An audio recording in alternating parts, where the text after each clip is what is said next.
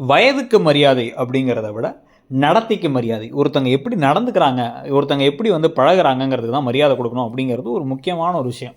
So ஈஸ்வரியெல்லாம் வந்து வயசு அதிகமா இருக்குங்கிறதுக்காகலாம் அவங்களலாம் வந்து மதிக்கணும் அப்படின்னு வந்து பார்த்தீங்கன்னா, சுத்தமா கிடையவே கிடையாது. அத விட ஈஸ்வரிய விட எத்தனையோ மடங்கு மயூவுக்கு கூடவே வந்து அவ்வளோ மெச்சூரிட்டி இருக்கும்.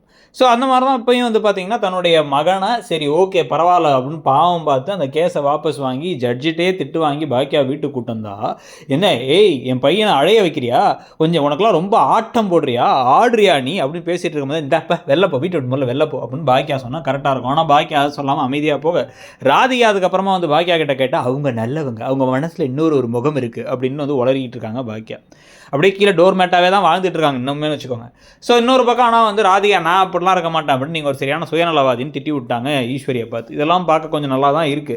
ஆனா இன்னொரு பக்கம் வந்து பார்த்தீங்க அப்படின்னா வந்து நமக்கு ஒரு பக்கம் கடுப்பா இருக்க மாரியும் சில விஷயங்களும் அடிக்கடி பண்றது. இன்னும் எத்தனை நாள் இந்த மாதிரி ஒரு ட்ராக்கை வச்சு கதையை ஓட்ட போகிறாங்கிறத பார்க்கலாம். கூடவே நீங்கள் பொங்கலுக்கான ட்ரெஸ்ஸஸ், அதுக்கப்புறம் ஸ்மார்ட் வாட்ச், அப்புறம் வந்து ஷூஸ்க்குலாம் வந்து நல்ல ஆஃபருக்கு கீழே இருக்க அந்த ஷாப்பிங் பட்டனை கிளிக் பண்ணி பர்ச்சேஸ் பண்ணிக்கோங்க.